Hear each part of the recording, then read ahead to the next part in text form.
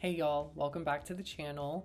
Today I'm going to be reviewing a movie that is already the biggest of the year. It left me very excited, very moved, but also a little bit conflicted at times. And that movie is Ryan Coogler's Sinners. Let's get into it. The first half of the film really works for me. It plays almost like a drama of its own.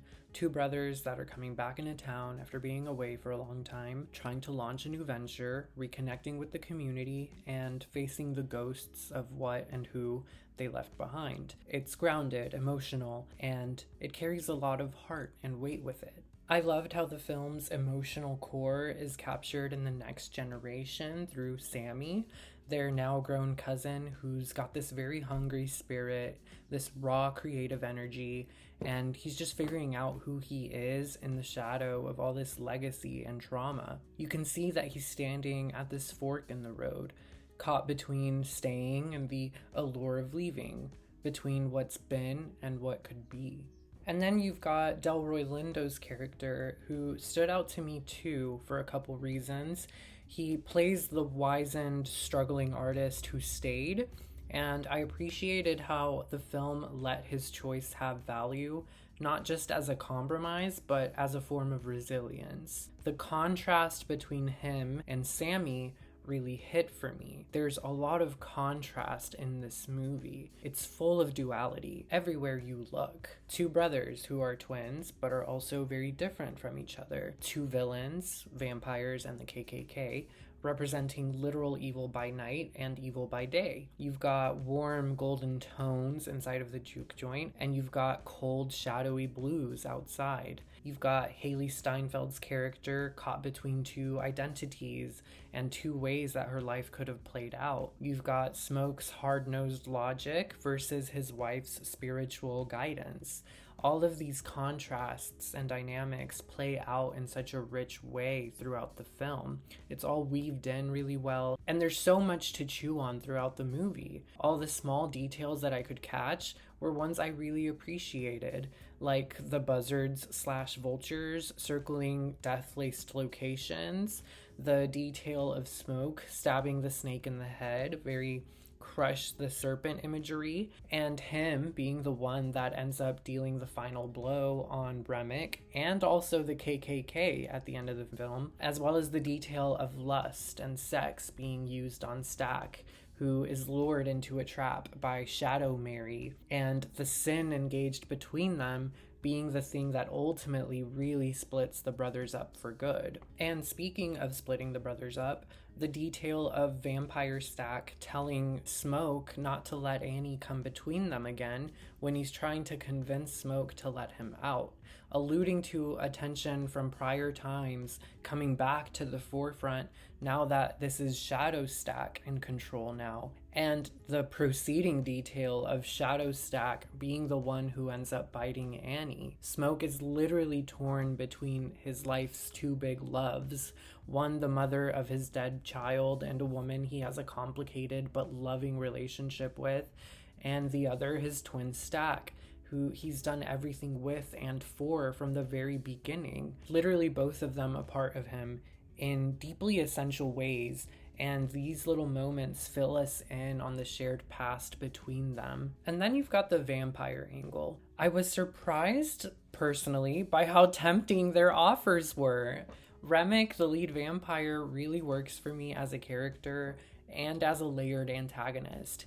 He isn't just your standard villain. He's talking about liberation, equality, about community through music, and it almost sounds convincing to me. The music in this film is everything from ancient drums to DJ turntables. It's the language of culture, their past, present, and future. And Remick wants a piece of it too when he sees Sammy's abilities. That one scene of Sammy playing in the juke joint went so hard in IMAX. And we see Remick, this aged and cunning vampire, witness all of this and able to perceive the conjured spirits within. He becomes driven to add Sammy to his tribe so that he can also get in touch with his own communal and musical lineage. Saying it out loud like that does kind of sound a little bit culture vulture-y, like some people have been saying, like maybe get in touch with your own lineage and and community and via your own means and ways. You don't have to take from another, but at the same time, they existed in a world that wouldn't let them just live and exist in peace. And at that time of the world, being a vampire, becoming super abled, even via supernatural means, would definitely be a leg up on the mortal and petty squabbles and bones to pick that world that they lived in that day and age presented them with. So at the same time, I do feel like Remick was offering, in a way out, but also trapping them to his agenda and to his influence. And oh my god, Remick's death, that death scene, the shot of him being burned away by the sunrise in this like striking flame tornado was so it hit for me, and I interpreted it as his soul or spirit finally being freed, and his exit from this mortal plane matched the way that this undead man unlived: fiery, big, enduring, and powerful. Regardless, I do love that the film carved out some space and made time for the vampires to also have dedicated musical segments, and that they actually played and sang beautifully, enough to make you want to stop and listen, or maybe even tempt and allure you to join in. When they perform Rocky Road to Dublin, I am not gonna lie, I was all in for it, and I wanted to just get on in there and start jigging and clapping and chanting too. And seeing Mary, Cornbread, and Stack as vampires joining into it also adds this like extra layer of questioning and intrigue, because it's like, are they actually on board with this communist family of musical vampires? Is there actually something there to Remick's vision, or were they just being controlled by the hive mind and fully assimilated? Because that was a point of questioning for me, is like, how much of these people are gone, and how much are they just completely turned? And you know, that duality, how much of this is shadow you, how much of it of you have you retained as well? And oh my god, the score, you know, I'm not usually one to notice scores. Usually they blend in really well and they become sort of invisible. In this movie, it was the same. It would blend in like seasoning so well, and then at other times it would just swell and announce itself and elevated everything within. And there's this specific part that I'm thinking of when everyone is heading to the juke joint as the sun is setting, and you just see Grace and her husband getting into their car, loading it up, leaving their daughter behind in town, and they're going for what's supposed to be a good night of business.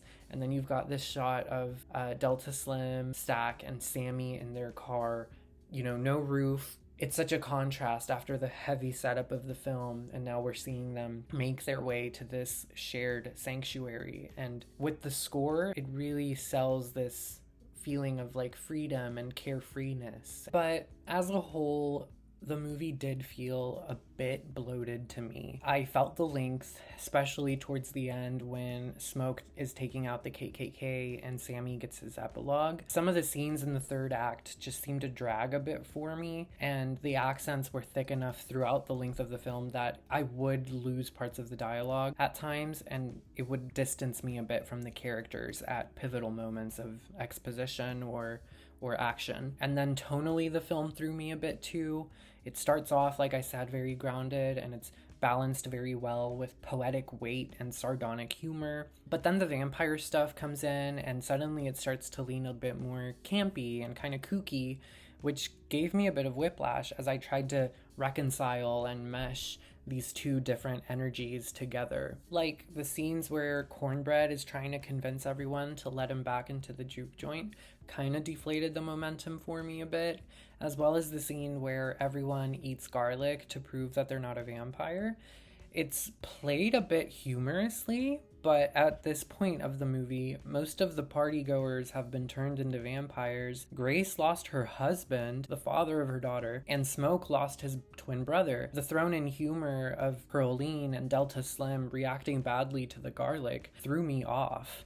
At least it seemed to be played comically. I don't know if that was the intended tone there, but It just didn't land for me in context. As standalone moments, they are entertaining, but yeah. Now, full disclosure, I'm not and have never really been a vampire movie person, so it's hard for me to take the red glowy eyes and electric guitar fueled final battle seriously in this movie. And honestly, I think my expectations were a bit skewed and the trailers didn't help with that, especially the second one that ended up showing so much. They lean heavily on the juke joint vampire portion of it in the trailer, so I did spend the first half of the movie waiting for that movie to show up. You know, I had to like go, oh wait, okay, let me see, you know. And then also they showed Mary and Stack becoming vampires, and I would have benefited so much from not knowing that that was going to happen. And like, it just gave away things, beats, plot moments that would later come. So like the buildup felt less satisfying to behold because the payoff, I already kind of had an idea of what was going to happen. You know what I mean? And also just they spoiled the ending for me as well. Like, I get why they wanted to show Sammy and Smoke shockingly witness this flame tornado burning on water. But once I was in the throes of the movie, I was able to kind of accurately deduce what the context of that scene would be. You know, it made me think, oh shit, is it just going to end up being them too? And they're going to end up killing Remick out on the water as the sun comes up, and that flame tornado is when Remick is dying? Yes, that is exactly what it was.